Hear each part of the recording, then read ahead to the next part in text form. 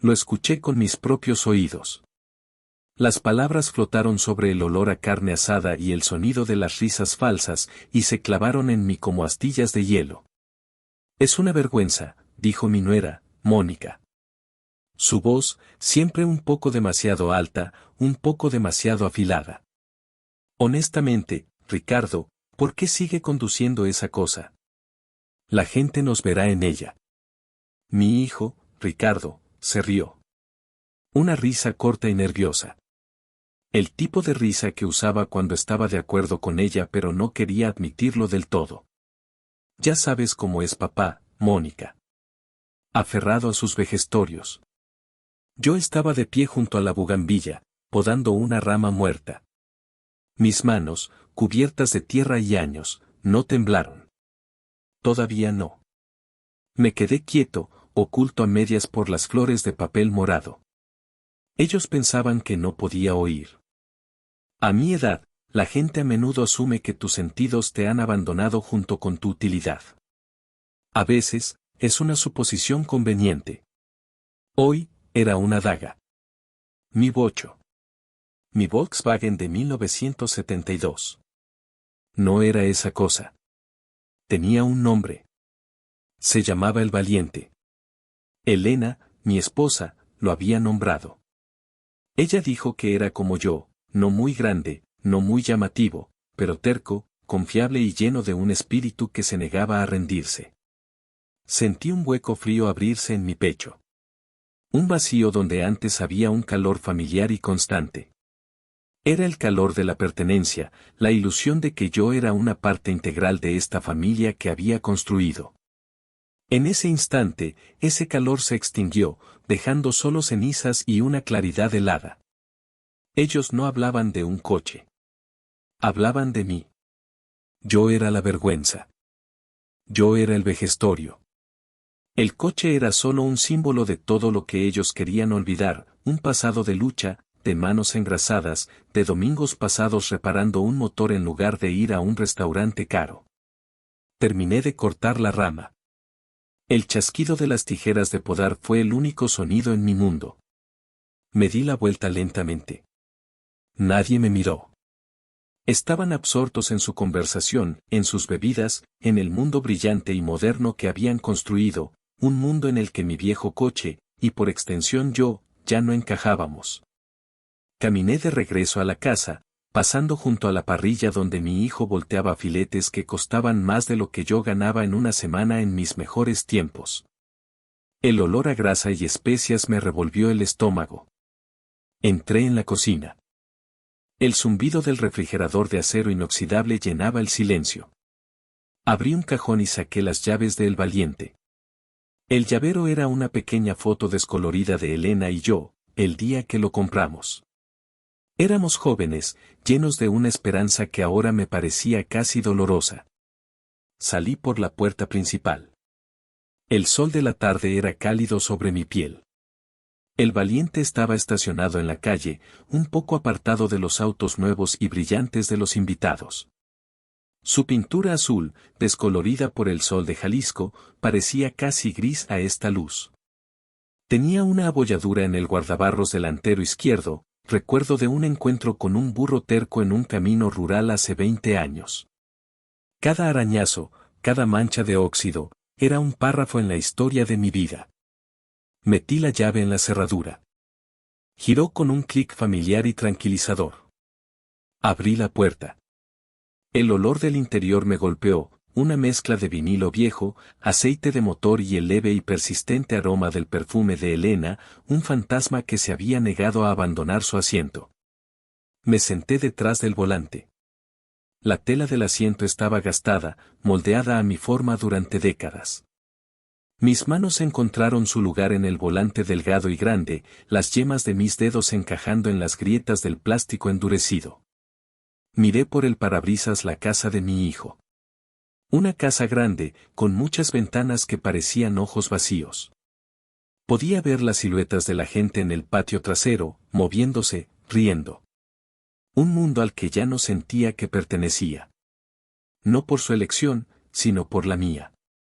Una decisión se estaba formando en mi interior, no con ira, sino con una calma terrible y definitiva. Era como una pieza de maquinaria pesada encajando en su lugar. Un clic. Un cierre. Giré la llave.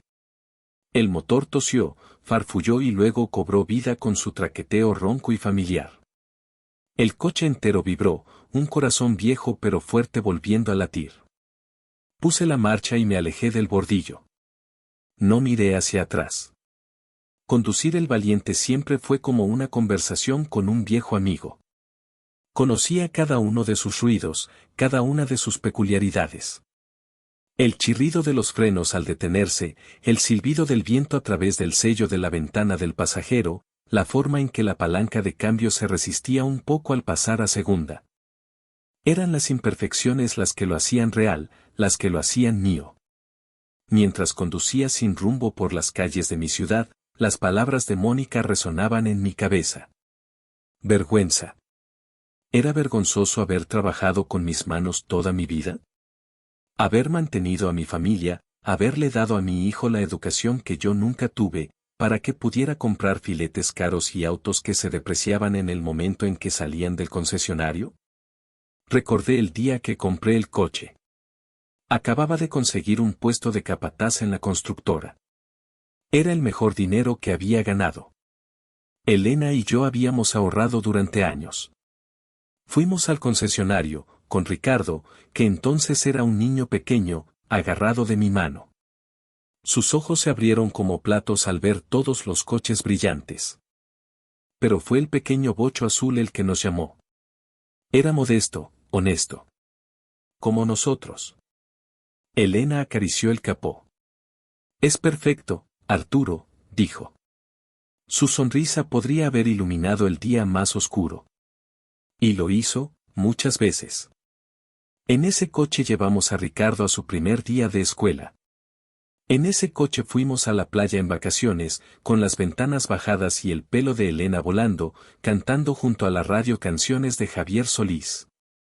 En ese coche la llevé al hospital para sus tratamientos, y en ese coche la traje a casa, por última vez. El coche no era solo metal, vidrio y goma. Era un archivo de mi vida. Contenía las risas de mi hijo cuando era niño, los susurros de mi esposa, el peso de mis tristezas y la ligereza de mis alegrías. ¿Cómo podía ser eso una vergüenza? La vergüenza, me di cuenta con una punzada de dolor, no estaba en el coche. Estaba en ellos. Vergüenza de sus orígenes. Vergüenza de la sencillez.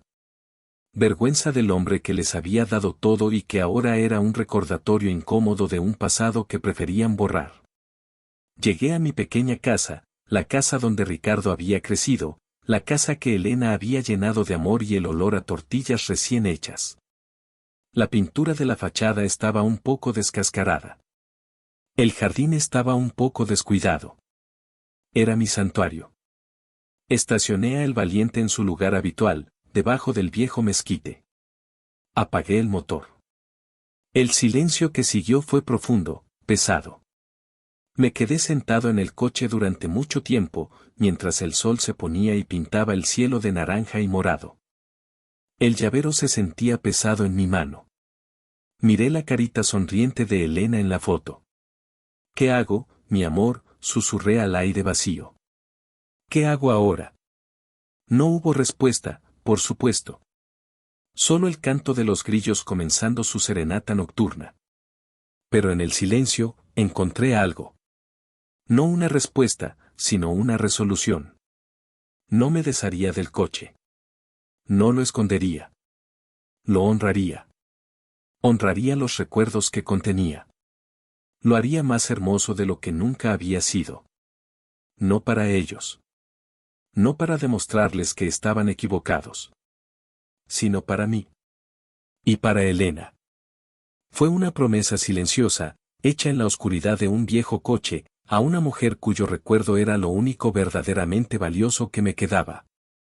Esa noche, la sensación de vacío en mi pecho comenzó a llenarse, no con calor, sino con un propósito frío y duro como el acero. Entré a la casa y la oscuridad me recibió. No encendí las luces. Caminé por los pasillos familiares, mis pies conociendo cada tabla suelta del suelo. La casa se sentía enorme y vacía sin Elena. Siempre lo había hecho, pero esta noche la soledad era diferente. No era solo la ausencia de ella, era la ausencia de la ilusión de familia que había mantenido viva. Fui a la cocina y preparé café de olla, como lo hacía todas las noches. El ritual era reconfortante. El agua, la canela, el piloncillo. El aroma que llenaba la casa era el aroma de mi vida con ella. Mientras el café hervía a fuego lento, me apoyé en el mostrador. Mis ojos se posaron en una fotografía pegada al refrigerador. Era de la última Navidad que pasamos todos juntos, antes de que Elena se enfermara demasiado. Ricardo, Mónica, mis 2 nietos, Elena y yo. Todos sonriendo a la cámara. La sonrisa de Elena era frágil, pero genuina. La mía era la de un hombre que creía tenerlo todo. Las sonrisas de Ricardo y Mónica. Ahora las veía de otra manera. Eran sonrisas para la cámara, no para el momento. Recordé esa Navidad. Mónica le había regalado a Elena una tableta electrónica. Para que puedas ver fotos y videos, suegra, había dicho. Elena le había agradecido amablemente, pero nunca la usó. Le gustaban los álbumes de fotos, el tacto del papel, las historias que yo le contaba sobre cada imagen. La tableta quedó en su caja, un símbolo de una brecha generacional y de valores que se hacía cada vez más ancha. El café estaba listo. Me serví una taza en mi jarrito de barro favorito, el que tenía una pequeña desportilladura en el borde. El calor de la arcilla se filtró en mis manos. Me senté en la mesa de la cocina, la misma mesa donde Ricardo había hecho sus tareas escolares, donde Elena y yo habíamos tomado innumerables tazas de café, planeando nuestro futuro. Bebí un sorbo. El dulzor especiado del café era un consuelo. En la quietud de mi cocina, la decisión que se había formado en el coche se solidificó. Se convirtió en un plan. Un plan silencioso, metódico. No se trataba de venganza. La venganza es una emoción caliente y desordenada. Esto era diferente. Era una corrección. Un reequilibrio. Se trataba de reclamar mi propia historia, de negarme a permitir que la borraran o la reescribieran como una vergüenza. Abrí un cajón y saqué un cuaderno y un bolígrafo. El cuaderno estaba viejo, con la cubierta de cuero gastada. Lo usaba para anotar medidas de carpintería, listas de compras, pensamientos ocasionales. En la primera página limpia, escribí una sola palabra, restauración. Debajo, comencé una lista. 1. Motor. 2. Carrocería. 3. Pintura. 4. Interiores. 5. Cromado. Cada palabra era un paso. Cada paso, un acto de desafío silencioso. No iba a restaurar solo el coche. Iba a restaurar mi dignidad. Iba a pulir mi propia valía hasta que brillara tanto que ni siquiera ellos pudieran ignorarla. Y luego, cuando estuviera perfecto, cuando fuera un testimonio de mi habilidad, mi paciencia y mi amor, decidiría qué hacer con él. Pero una cosa era segura, nunca se sentarían en él de nuevo. El teléfono sonó, su timbre estridente rompiendo la paz. Miré el identificador de llamadas. Ricardo. Lo dejé sonar. Sonó y sonó, un grito electrónico en la casa silenciosa. Finalmente, se detuvo. Un momento después, un pitido indicó un mensaje de voz. No lo escuché. Sabía lo que diría. ¿Papá? ¿Dónde estás? Mónica estaba preocupada. Nos fuimos y no te despediste. Preocupación. No por mí, sino por la alteración de su rutina, por la pequeña mancha en su perfecta reunión social. Me levanté y fui al pequeño taller que había construido en la parte trasera de la casa. El olor a madera, aceite y metal me recibió como un viejo amigo. Encendí la única bombilla que colgaba del techo. Su luz amarilla cayó sobre mi banco de trabajo, sobre las herramientas colgadas en la pared, cada una en su lugar. Eran las herramientas de mi padre, y las mías. Herramientas que habían construido muebles, reparado tuberías, arreglado juguetes rotos. Herramientas que habían construido una vida. Caminé hacia la esquina donde guardaba los manuales de reparación. Encontré el del Volkswagen. La cubierta estaba manchada de grasa, las páginas amarillentas y frágiles. Lo abrí sobre el banco de trabajo. El diagrama del motor era como un mapa de un país familiar. Lo había desmontado y vuelto a montar tantas veces que podía hacerlo con los ojos cerrados. Pero esta vez sería diferente. No sería una reparación para mantenerlo en marcha. Sería una resurrección. Cada pieza sería limpiada, pulida o reemplazada. Cada tornillo, cada tuerca, sería tratado con el respeto que merecía. Pasé horas esa noche, sentado en mi taller, con el manual abierto y el cuaderno a mi lado, haciendo listas más detalladas. Proveedores de piezas. Pasos a seguir. Un presupuesto. El mundo exterior, con sus teléfonos que suenan y sus preocupaciones superficiales, se desvaneció. Solo existíamos el plan, el recuerdo de Elena y el ronroneo prometido de un motor perfectamente afinado. Por primera vez desde que Elena se fue, la casa no se sentía vacía. Se sentía llena. Llena de propósito. A la mañana siguiente, me desperté antes del amanecer, como siempre. El hábito de toda una vida de trabajo no se desvanece fácilmente. El aire de la mañana era fresco y limpio. La primera llamada de Ricardo llegó a las 7 en punto. La ignoré. La segunda, a las 7:30. También la ignoré. La tercera fue un mensaje de texto. Mi teléfono vibró sobre la mesita de noche. Lo cogí. La pantalla brillaba en la penumbra. Papá, contesta el teléfono. Tenemos que hablar. Mónica dice que fuiste grosero al irte así. Grosero. La palabra me pareció extraña, fuera de lugar.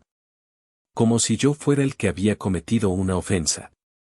Borré el mensaje sin responder. Mi ritual matutino no cambió. Preparé mi café de olla. Me senté en el porche trasero, mirando mi jardín. Los rosales que Elena había plantado necesitaban ser podados. Los tomates estaban empezando a enrojecer en la vid. El mundo seguía girando, ajeno a mi pequeña revolución personal. Después del café, no fui a mi taller. Tenía un primer paso diferente en mente. Me puse una camisa limpia y mis mejores pantalones. Encontré la carpeta donde guardaba mis documentos importantes, mi acta de nacimiento, mi cartilla militar, los papeles de la casa. Y los documentos que Ricardo me había hecho firmar hacía unos años. Es solo para emergencias, papá, había dicho.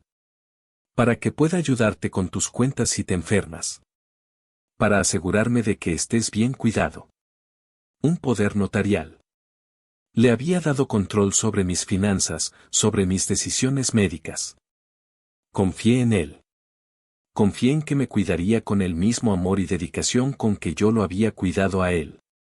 Qué tonto había sido. Conduje el Valiente al centro de la ciudad. Lo estacioné a varias cuadras de mi destino, disfrutando del paseo bajo el sol de la mañana. La gente se apresuraba a ir al trabajo, con los rostros serios y preocupados. Me sentí extrañamente tranquilo, como el ojo de un huracán. Encontré la oficina que buscaba. Una placa de latón pulido decía, licenciado Mateo Vega. Abogado y notario público. Entré. La recepcionista, una joven seria, me miró por encima de sus gafas. ¿Tiene una cita?, preguntó. No, respondí. Pero estoy dispuesto a esperar. Esperé casi 2 horas en una silla incómoda, leyendo revistas viejas. El olor de la oficina era a papel y a un limpiador con aroma a limón. Era un olor estéril, sin historia. Finalmente, la puerta se abrió y un hombre de unos 50 años, con el pelo canoso y un traje bien cortado, me hizo pasar. Señor, dijo, extendiendo la mano. Arturo Morales, dije, estrechando su mano. Su agarre era firme. Nos sentamos en su oficina. Era ordenada, impersonal. Libros de leyes forrados en cuero llenaban las estanterías. Me pidió que le explicara mi situación. Y lo hice. No le conté sobre la fiesta en el patio trasero, ni sobre el coche, ni sobre el dolor en mi pecho. Le conté los hechos. Le mostré las copias de los documentos. Le expliqué que deseaba revocar el poder notarial que le había otorgado a mi hijo. Quería que todas mis cuentas bancarias estuvieran únicamente a mi nombre. Y quería redactar un nuevo testamento. El licenciado Vega escuchó pacientemente, asintiendo de vez en cuando. No hizo preguntas personales. No me juzgó. Simplemente procesó la información. Cuando terminé, se reclinó en su silla. Entiendo perfectamente, don Arturo, dijo. Todo esto es bastante sencillo. Podemos preparar los documentos de revocación hoy mismo. Para los bancos, tendrá que ir en persona con la nueva documentación. Y para el testamento, podemos empezar a discutir sus deseos ahora. Sentí una oleada de alivio. Era real. Estaba sucediendo. Estaba tomando las riendas de nuevo. Pasé el resto de la mañana con él, detallando mis deseos. La casa. Mis ahorros. Mis herramientas. Todo estaba claro en mi mente. Fue como limpiar una habitación desordenada. Cada decisión era un peso que me quitaba de encima. Cuando salí de su oficina, el sol estaba alto en el cielo. El aire se sentía más ligero. El primer paso, el más difícil, estaba dado. El siguiente fue el banco. El gerente del banco, un joven que siempre me llamaba don Arturo con una sonrisa, pareció sorprendido al verme. Estaba acostumbrado a tratar con Ricardo. Le presenté los documentos del licenciado Vega. Su sonrisa profesional se tensó un poco. Por supuesto, don Arturo, dijo, tecleando en su computadora. Solo tomará un momento procesar esto. Tomó más de un momento. Hubo llamadas telefónicas. Murmullos. Pero al final, me entregó nuevos extractos bancarios. Solo mi nombre aparecía en ellos. Hemos eliminado al señor Ricardo Morales como firmante autorizado, dijo formalmente. Gracias, dije. Mientras salía del banco, mi teléfono vibró de nuevo. Era Mónica. Rechacé la llamada. Inmediatamente, llegó un texto. Arturo, Ricardo me dijo que fuiste al banco. ¿Qué estás haciendo? Ricardo está muy molesto. Llámalo ahora mismo. Así que el gerente del banco había llamado a mi hijo. Por supuesto que lo había hecho. La lealtad en este mundo a menudo sigue al dinero. Su mensaje solo confirmó que había hecho lo correcto. No estaban preocupados por mí. Estaban preocupados por el control. Borré el mensaje. De vuelta en casa, realicé otro acto simbólico. Fui a la sala de estar, donde una gran foto familiar colgaba sobre el sofá. Era la misma foto del refrigerador. La descolgué de la pared. El papel tapiz detrás de ella estaba más pálido, un rectángulo fantasma. Llevé la foto a mi taller y la coloqué boca abajo sobre una pila de maderas viejas. No la rompí. No la tiré. Simplemente la quité de mi vista. Luego, comencé a trabajar. No en el coche, todavía no. Comencé a limpiar y organizar mi taller. Era un desorden controlado, pero quería que estuviera impecable. Un espacio de claridad para un trabajo claro. Barrí el suelo. Limpié cada herramienta y la coloqué en su gancho. Afilé mis cinceles. El trabajo físico me centró, calmó el zumbido de ansiedad que había comenzado con el mensaje de Mónica.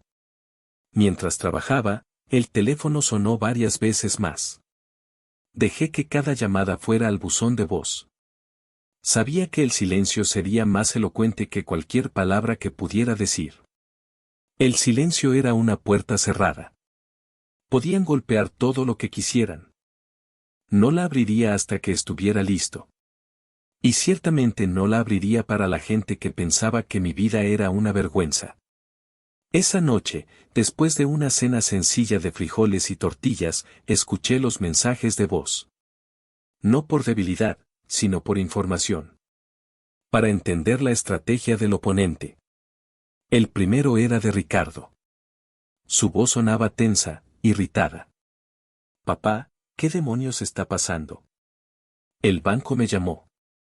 ¿Por qué me quitaste de tus cuentas? ¿Y por qué no contestas? Esto es ridículo. Llámame. El segundo era de Mónica. Su tono era una mezcla de falsa dulzura y amenaza apenas velada. Suegro, estamos muy preocupados. No sabemos qué pensar. ¿Estás bien? ¿Alguien te está influenciando? Ricardo está muy dolido. Por favor, llámanos. No nos obligues a ir hasta allá. El tercero, de nuevo Ricardo. Ahora su voz era más fuerte, más enojada. Muy bien, papá. Si quieres jugar a esto, bien. Pero que sepas que esto no es justo. Después de todo lo que hacemos por ti. ¿Todo lo que hacen por mí? ¿Qué era exactamente eso? ¿Invitarme a sus fiestas para poder ignorarme? ¿Manejar mi dinero para su propia conveniencia? La justificación propia en su voz era asombrosa.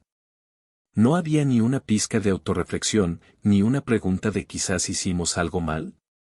Solo indignación porque su control había sido desafiado. Borré cada mensaje. 1, 2, 3. Eliminado. Eliminado. Eliminado. El acto de presionar el botón se sintió definitivo. Estaba limpiando mi vida de su ruido. Los días siguientes se establecieron en una rutina.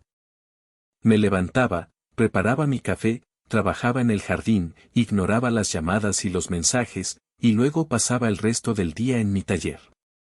Comencé el desmontaje de El Valiente. Fue un trabajo lento y metódico. Cada pieza que quitaba, la limpiaba, la inspeccionaba y la etiquetaba.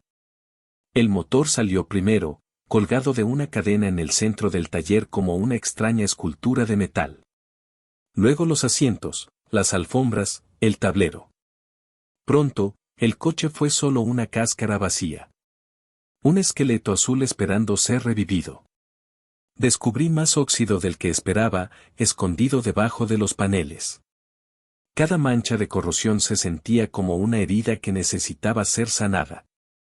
Una tarde, mientras estaba lijando un guardabarros, con el polvo de la pintura vieja llenando el aire, escuché un coche detenerse frente a mi casa. No era el sonido del sedán de lujo de Ricardo. Este era más pequeño, más silencioso. Me asomé por la ventana del taller. Era un coche compacto y económico. Y de él salió una mujer con uniforme de enfermera. Mi corazón dio un vuelco. Era Sofía. Sofía había sido la enfermera de cuidados paliativos de Elena. En esos últimos meses, se había convertido en una presencia tranquila y constante en nuestra casa. Era joven, pero tenía una sabiduría y una compasión que iban más allá de sus años. No solo cuidaba de las necesidades físicas de Elena, se sentaba y hablaba con ella, le leía, a veces simplemente sostenía su mano cuando el dolor era demasiado fuerte. Después de que Elena murió, Sofía vino al funeral. Me dio un abrazo y dijo, era una mujer increíble, don Arturo. Cuídese mucho. No la había vuelto a ver desde entonces. La vi dudar en la acera, mirando la casa. Luego, con una respiración visible, caminó por el sendero y llamó a la puerta principal. Me limpié las manos en un trapo y salí del taller para recibirla. Cuando abrí la puerta, su rostro se iluminó con una sonrisa genuina. Don Arturo, dijo. Espero no molestar. Pasaba por el barrio y pensé en saludar. Sofía, dije, y me sorprendió la calidez en mi propia voz. Nunca eres una molestia. Por favor, pasa. La invité a sentarse en el porche trasero. Le ofrecí un vaso de agua de Jamaica, que aceptó con gratitud. Nos sentamos en silencio por un momento, escuchando el zumbido de las abejas en las bugambillas. ¿Cómo ha estado?, preguntó finalmente. Bien, respondí. Manteniéndome ocupado. Veo que sí, dijo, señalando con la cabeza hacia el taller. Escuché el sonido del lijado. ¿Un nuevo proyecto de carpintería? Negué con la cabeza. El viejo bocho. Le estoy dando una nueva vida. Sus ojos se suavizaron. Ah, el valiente. Elena me contaba historias sobre ese coche. El viaje que hicieron a Oaxaca cuando recién se casaron. Dijo que se descompuso en medio de la nada y usted lo arregló con un trozo de alambre y su cinturón. Me reí. El sonido se sintió oxidado, poco usado. Es verdad. Esa mujer recordaba todo. Amaba ese coche, dijo Sofía en voz baja. Decía que era parte de la familia. Sus palabras fueron un bálsamo para una herida que no sabía que estaba tan abierta. Parte de la familia. Eso era exactamente. Alguien lo entendía. Alguien que no compartía mi sangre, pero que había compartido los momentos más íntimos y difíciles de mi vida reciente, lo entendía. Mi hijo y su esposa no piensan lo mismo, dije, las palabras saliendo antes de que pudiera detenerlas. Creen que es una vergüenza. No hubo juicio en su rostro. Solo una escucha atenta. Le conté todo. La fiesta. Las palabras. La decisión. Las llamadas ignoradas. Las visitas al abogado y al banco. Las palabras fluyeron de mí, una corriente que había estado represada durante demasiado tiempo. Hablé durante casi media hora. Sofía nunca me interrumpió. Simplemente asintió, su expresión llena de empatía. Cuando terminé, un silencio cayó entre nosotros. El sol se filtraba a través de las hojas del mezquite, creando patrones danzantes en el suelo de baldosas. Lamento mucho que te hayan tratado así, don Arturo, dijo finalmente. Su voz era suave pero firme. Nadie merece que su historia sea despreciada. Especialmente por su propia familia. La validación en sus palabras fue tan poderosa que sentí que se me llenaban los ojos de lágrimas. Parpadeé para contenerlas. No era un hombre dado a las lágrimas. Lo que estás haciendo, continuó, mirando hacia el taller. Restaurar el coche. Creo que es maravilloso.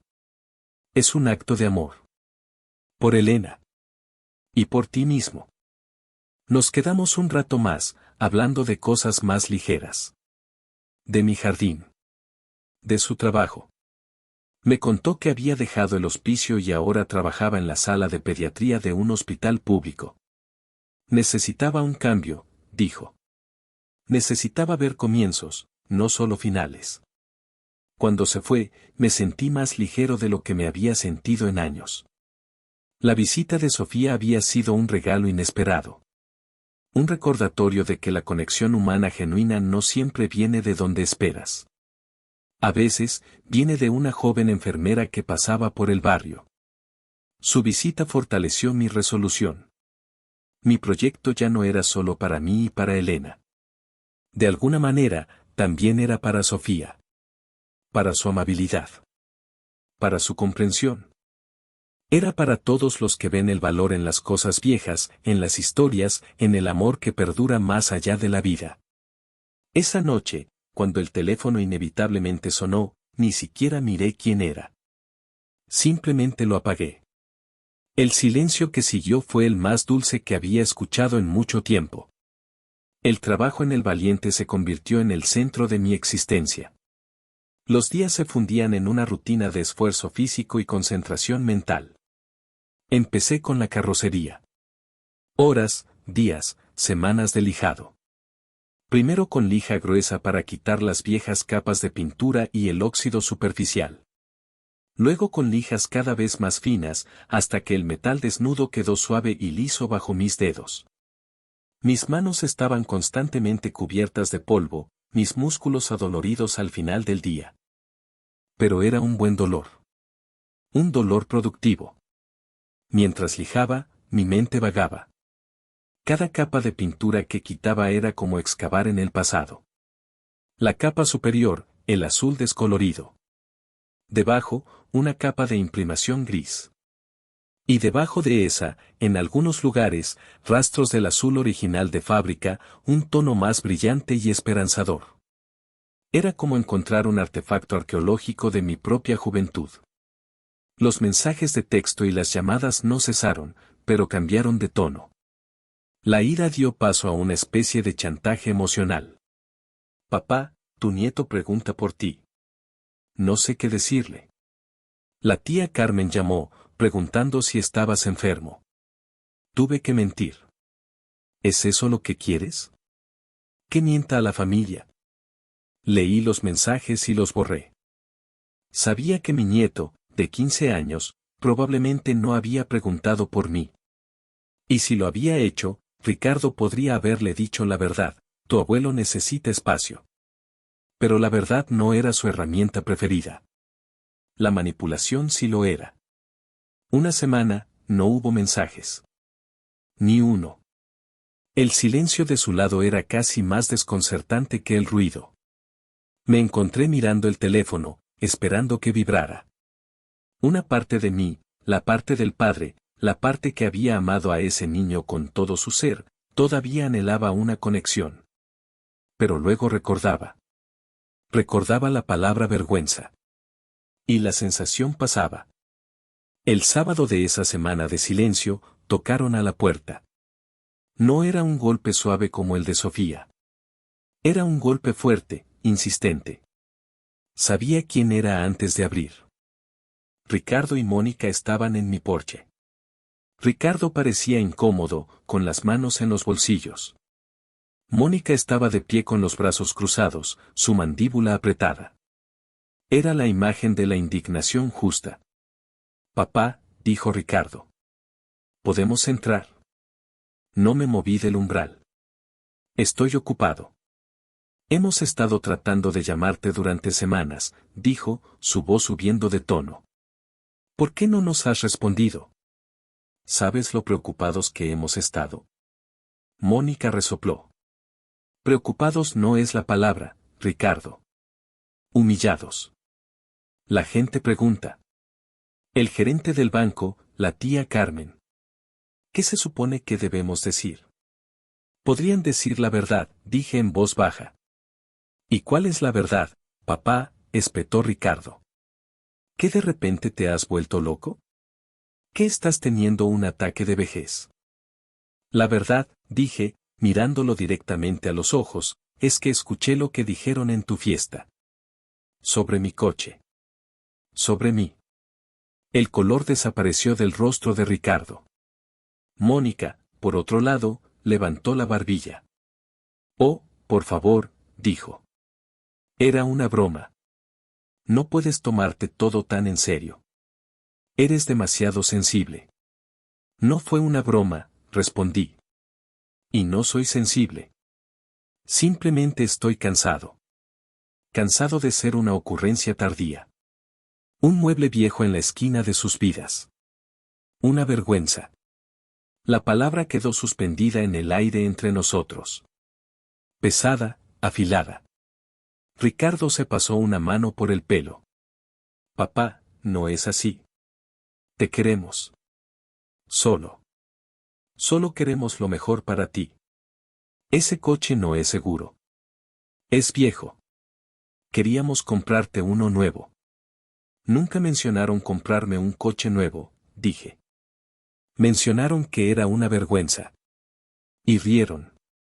Te escuché reír, Ricardo. Mi hijo no pudo mirarme a los ojos. Miró sus zapatos, el suelo, cualquier cosa menos mi cara. Mira, Arturo, intervino Mónica, usando mi nombre de pila, algo que solo hacía cuando estaba tratando de ser dominante. Todo esto es muy dramático. Eres un hombre mayor. Necesitas que tu familia te cuide. Lo que hiciste en el banco fue irresponsable. ¿Y si te pasa algo? ¿Cómo vamos a ayudarte? Me las he arreglado para cuidarme durante 72 años, dije. Creo que puedo manejar los años que me quedan. Ahora, si me disculpan, tengo trabajo que hacer. Empecé a cerrar la puerta. Ricardo dio un paso adelante, poniendo una mano en ella. Papá, espera. Por favor. Hablemos de esto. Había desesperación en su voz. Pero no era la desesperación de un hijo que teme perder a su padre.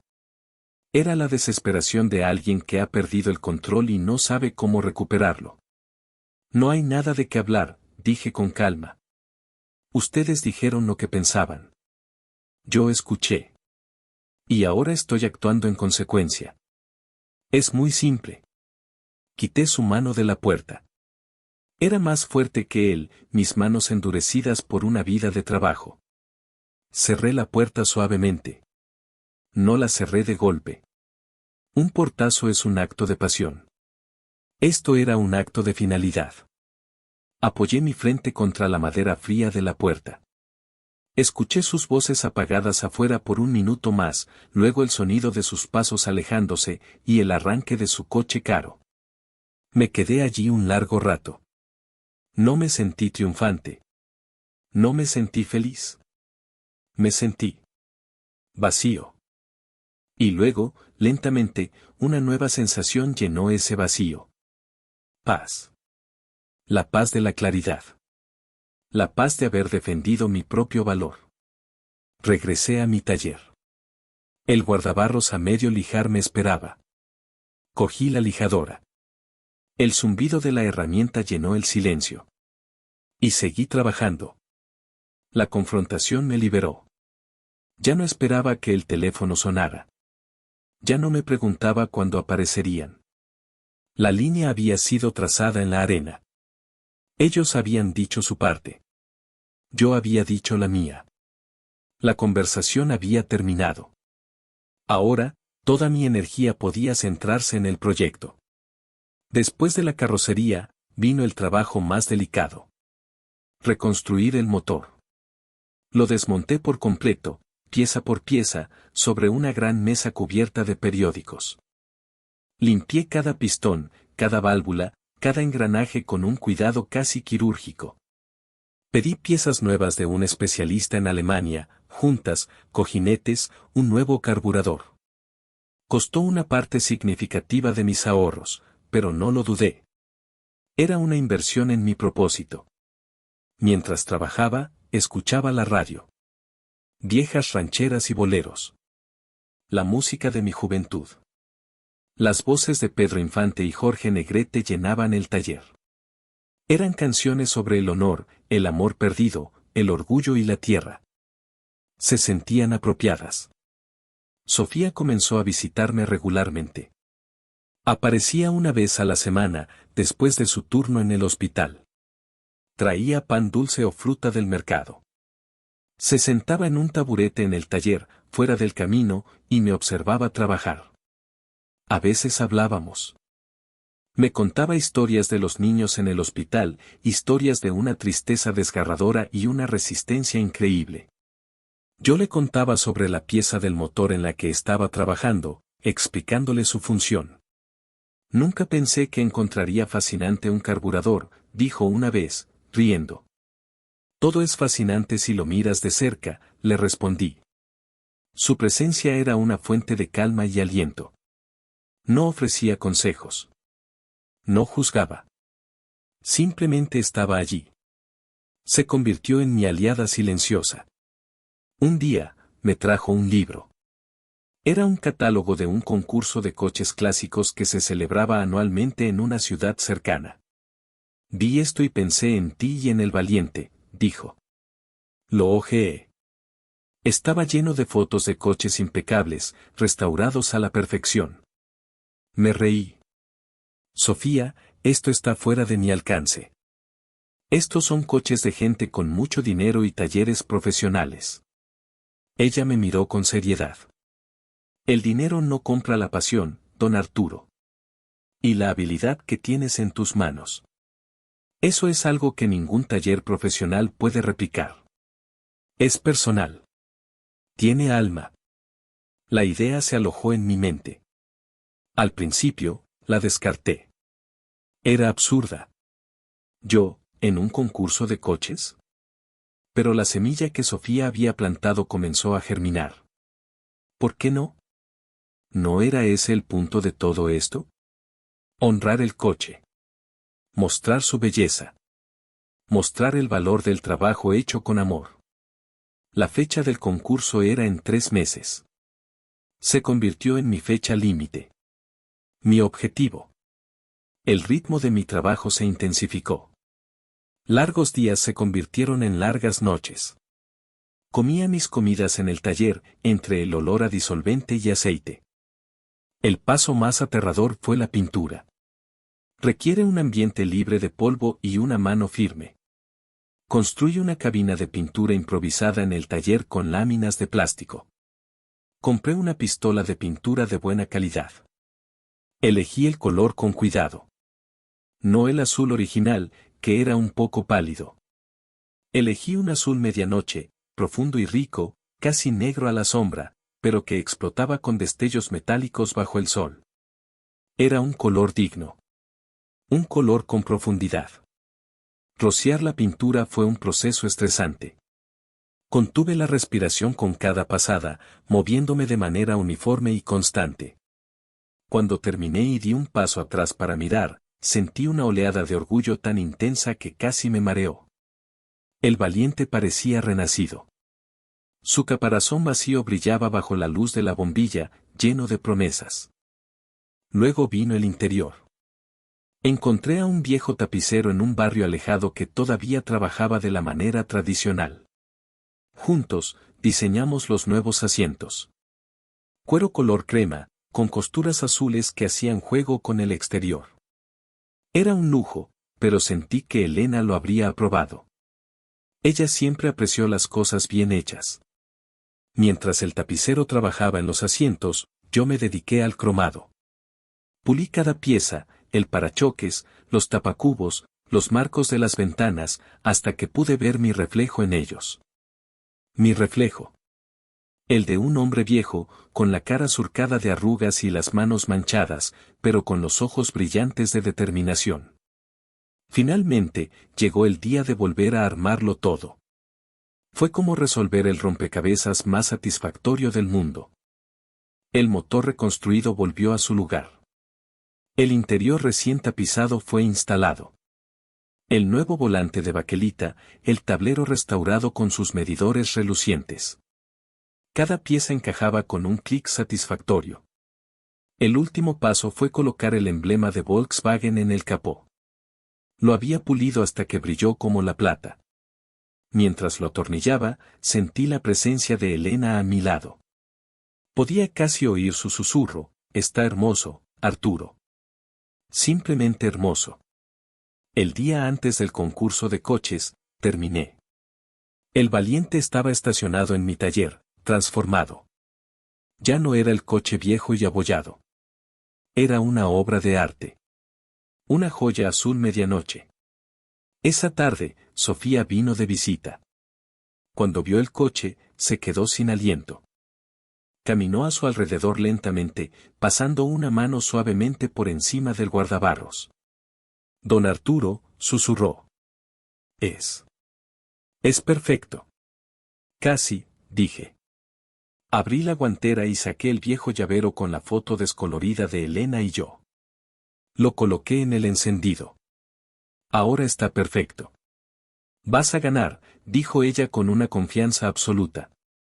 No tengo ninguna duda. No importa si gano o no, le dije, y lo decía en serio. El trabajo ya está hecho.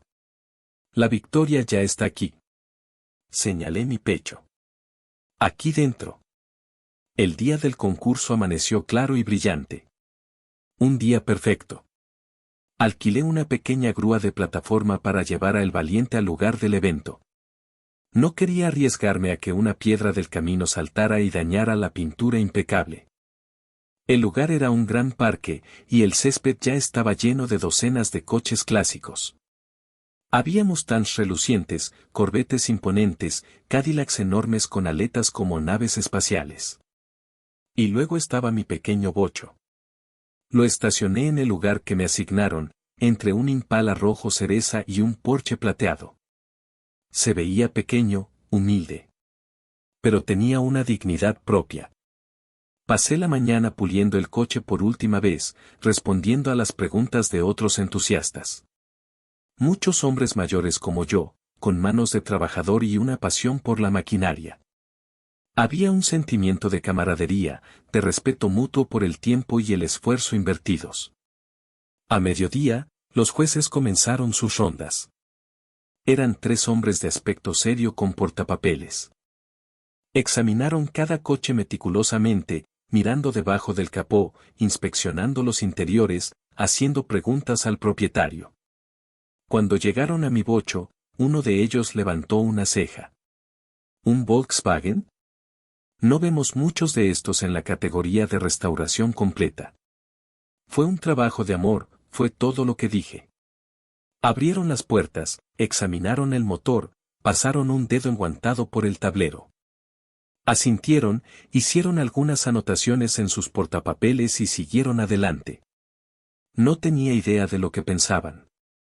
A media tarde, vi a Sofía llegar. Llevaba un vestido de verano y sonreía.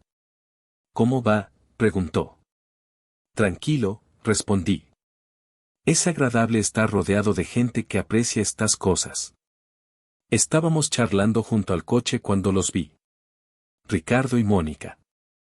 Caminaban por la fila de coches, obviamente buscándome. Mi primer instinto fue darme la vuelta, esconderme. Pero me mantuve firme. Ya no me escondería. Me vieron al mismo tiempo que yo a ellos. Sus pasos vacilaron. Sus ojos se abrieron de par en par al ver el coche. No podían creer que fuera el mismo. Se acercaron lentamente, con cautela, como si se acercaran a un animal salvaje. Papá, dijo Ricardo. Su voz era un susurro. Miró el coche, luego a mí, luego de nuevo al coche. ¿Tú hiciste esto? Sí, dije. Mónica caminó alrededor del coche. Tocó la pintura con la punta de un dedo. Es increíble, admitió, casi a regañadientes. Luego su expresión cambió. Una mirada calculadora entró en sus ojos. Debe valer una fortuna ahora. No respondí a eso. Papá, hemos estado tan preocupados, dijo Ricardo, intentando de nuevo la táctica de la preocupación. No hemos sabido nada de ti. Pensamos. Estaba ocupado, lo interrumpí. Un hombre con un micrófono subió a un pequeño escenario en el centro del parque. Damas y caballeros, ¿podrían darme su atención, por favor? Es hora de anunciar a los ganadores. Anunciaron los ganadores de varias categorías. Mejor músculo americano. Mejor deportivo europeo. Mejor hard rock. Con cada anuncio, una parte de mí se relajaba. Realmente no importaba. Y ahora, dijo el hombre, para el gran premio. El premio, Best in Show. Este premio va al coche que los jueces consideraron que demostraba el más alto nivel de artesanía, atención al detalle y pasión en su restauración. Hubo muchos contendientes increíbles este año. Pero uno se destacó. Por la increíble transformación de un coche de diario humilde a una verdadera obra de arte. El ganador del Best in Show es el Volkswagen Beetle de 1972 de Arturo Morales. El mundo pareció detenerse por un segundo. Un aplauso estalló a mi alrededor. Sofía me abrazó. Te lo dije. Te lo dije, gritaba de alegría. Ricardo y Mónica me miraban con la boca abierta. Sus rostros eran una mezcla de conmoción, incredulidad y orgullo. No. Era algo más. Era el reconocimiento de un valor que antes no habían podido ver. Un valor monetario. Un valor de estatus. papá. Ganaste, tartamudeó Ricardo. Ganaste. Esto es increíble. Tenemos que celebrar. Podemos llevar el coche a casa, poner el trofeo en la repisa de la chimenea. Mónica ya estaba sacando su teléfono. Tengo que tomar una foto. La gente no va a creer esto. Mi suegro, un ganador de un concurso de coches. Y en ese momento, todo quedó perfectamente claro. Para ellos, el coche, y yo, solo teníamos valor cuando éramos validados por otros. Por un trofeo. Por un premio. Mi trabajo, mi pasión, mi historia. Nada de eso importaba. Solo el brillo del reconocimiento externó. Subí al escenario para aceptar el gran trofeo de plata. Agradecí a los jueces y a los organizadores. Mi voz era firme. Mientras bajaba del escenario, Ricardo se acercó a mí, con la mano extendida para coger el trofeo. Dámelo, papá, lo llevaré yo. Es pesado. Ignoré su mano. Caminé directamente hacia donde estaba Sofía. Le entregué el trofeo. Ella lo miró, confundida. Don Arturo, esto es suyo. Usted me dio la idea, le dije. Usted creyó en el proyecto. Luego, metí la mano en el bolsillo y saqué las llaves de El Valiente. Las llaves con el pequeño llavero de la foto. Las puse en su otra mano, sobre el frío metal del trofeo. Ella me miró, con los ojos muy abiertos. ¿Qué? ¿Qué está haciendo? Es tuyo, le dije en voz baja, para que solo ella pudiera oír. Elena te quería mucho. Ella habría querido que lo tuviera alguien que entendiera lo que significa. Alguien que vea más allá de la pintura y el cromo. Alguien que vea el corazón que hay en él. Ricardo y Mónica se habían acercado, escuchando. La cara de Ricardo se contrajo en una máscara de incredulidad. ¿Qué? Dijo en voz alta. ¿Se lo estás dando a ella? ¿A la enfermera? Papá, soy tu hijo. Ese coche es de la familia. Me volví hacia él. Por primera vez, lo miré, no con la herida de un padre, sino con la distancia de un extraño. Tú mismo lo dijiste, Ricardo, respondí, mi voz tranquila pero cortante como el cristal. Dijiste que era una vergüenza. Y no se le da una obra de arte a alguien que la considera una vergüenza. Se le da a alguien que la ve como el tesoro que es. Me di la vuelta, dejando a mi hijo y a mi nuera de pie, atónitos, en medio del césped. Dejé a Sofía sosteniendo el trofeo y las llaves, con lágrimas corriendo por su rostro. Caminé hacia la salida del parque. No miré hacia atrás. El sol de la tarde estaba cálido en mi espalda. Me sentía ligero. Libre. Había pasado meses restaurando un coche, pero en el proceso, me había restaurado a mí mismo. Había lijado las capas de dolor y resentimiento. Había aplicado una nueva capa de autoestima y dignidad. No tenía coche. No tenía un trofeo.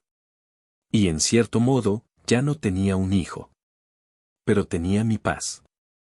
Y eso valía más que todos los coches clásicos del mundo. Llamé a un taxi desde la entrada del parque. El viaje a casa fue silencioso. El conductor intentó hacer una pequeña charla, pero yo solo asentí y miré por la ventana. Las calles de mi ciudad, las mismas que había recorrido miles de veces en El Valiente, parecían diferentes. O quizás era yo el que era diferente. Cuando llegué a mi casa, el sol comenzaba a ponerse. El taller, con la puerta abierta, se veía extrañamente vacío sin el coche en su centro. El espacio que había estado tan lleno de propósito ahora era solo un garaje vacío. Pero no me sentí triste. Sentí una sensación de finalización. Como el autor que escribe la última palabra de un libro. Entré en la casa y preparé mi café de olla. El ritual era el mismo, pero yo no lo era. Me senté en mi silla en el porche trasero, sorbiendo el café caliente mientras la oscuridad se apoderaba del jardín. El silencio ya no era pesado ni solitario. Era tranquilo. Era mío. Durante las siguientes semanas, establecí una nueva rutina. Una vida más sencilla. Pasaba las mañanas en mi jardín, cuidando las rosas de Elena y mis plantas de tomate. Por las tardes, a veces iba a la plaza del pueblo a jugar al dominó con otros hombres de mi edad. Viejos carpinteros, mecánicos jubilados, ex maestros. Hombres con historias en sus manos y en sus rostros. Hablábamos poco de nuestras familias y mucho de béisbol, de política y de los viejos tiempos.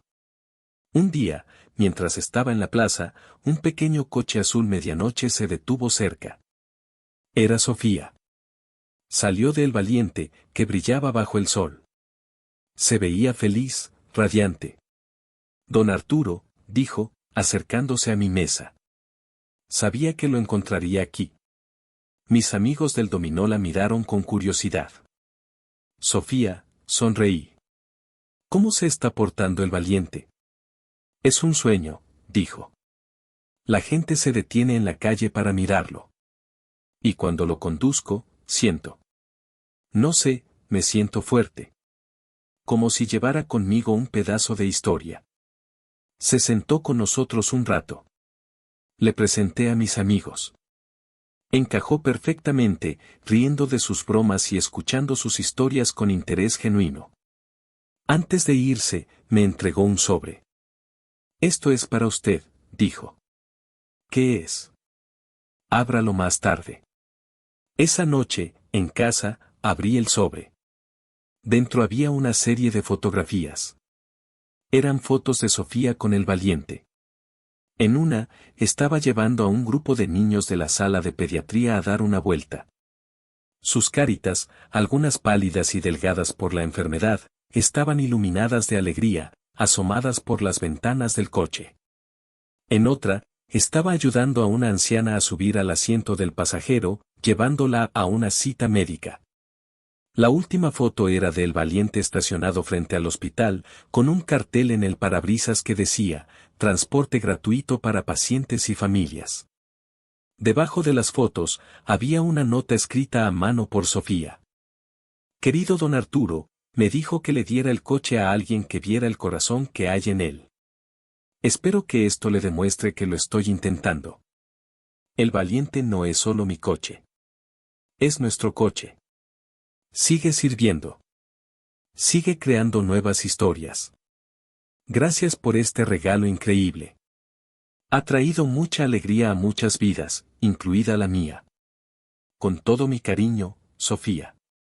Sostuve las fotos y la nota en mis manos. El círculo estaba completo. El Valiente, que había servido a mi familia durante tanto tiempo, ahora servía a otros. Su legado, el legado de Elena y el mío, continuaba de una manera que nunca podría haber imaginado.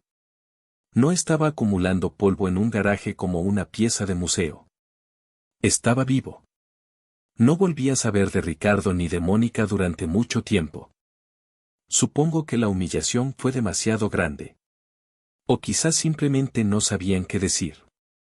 ¿Cómo se disculpa uno por algo tan fundamental como la falta de respeto? ¿Cómo se reconstruye un puente que ha sido quemado hasta los cimientos? Vendí la casa grande. Era demasiado para un hombre solo. Demasiados cuartos vacíos, demasiados recuerdos. Con el dinero, compré un pequeño apartamento en el centro de la ciudad, cerca de la plaza y del mercado. Tenía un balcón donde podía tener mis macetas con tomates y chiles. Era todo lo que necesitaba. También alquilé un pequeño local, no mucho más grande que mi antiguo taller, y comencé a hacer muebles por encargo. Pequeñas cosas, sillas, mesitas, cajas de madera tallada. El trabajo mantenía mis manos ocupadas y mi mente clara. La gente apreciaba la artesanía, la calidad de la madera maciza, el cuidado en cada junta. Me pagaban bien, pero lo habría hecho gratis. Era el acto de crear lo que me sostenía. Un día, casi un año después del concurso de coches, recibí una carta. El remite era de Ricardo. La dejé en la mesa durante 3 días antes de abrirla. Tenía miedo de las palabras que pudiera contener, más acusaciones, más justificaciones. Finalmente, la abrí. Era corta. Papá, he pensado mucho en el último año. He pensado en lo que dijiste. En lo que hice. Tenías razón. Me avergoncé de dónde venía. Me dejé llevar por las cosas equivocadas. No vi el valor en ti, ni en el coche, hasta que fue demasiado tarde. Lo siento. Sé que esa palabra probablemente no significa mucho ahora. Pero es todo lo que tengo. Lamento haberte herido. Lamento no haber sido el hijo que merecías. Si alguna vez estás dispuesto a hablar, me gustaría mucho. Si no, lo entenderé. Ricardo. Leí la carta varias veces. No había excusas. No había culpas. Solo un simple y llano lo siento. Era la primera vez en su vida adulta que lo oía admitir un error sin condiciones. Doblé la carta y la guardé en un cajón. No respondí de inmediato. La puerta, que había estado cerrada con llave y cerrojo, ahora estaba entornada. Una pequeña rendija de luz se filtraba. No sé si alguna vez nuestra relación volverá a ser lo que era. Probablemente no. Ciertas cosas, una vez rotas, nunca recuperan su forma original. Pero quizás, solo quizás, se puede construir algo nuevo sobre las ruinas. Algo más honesto.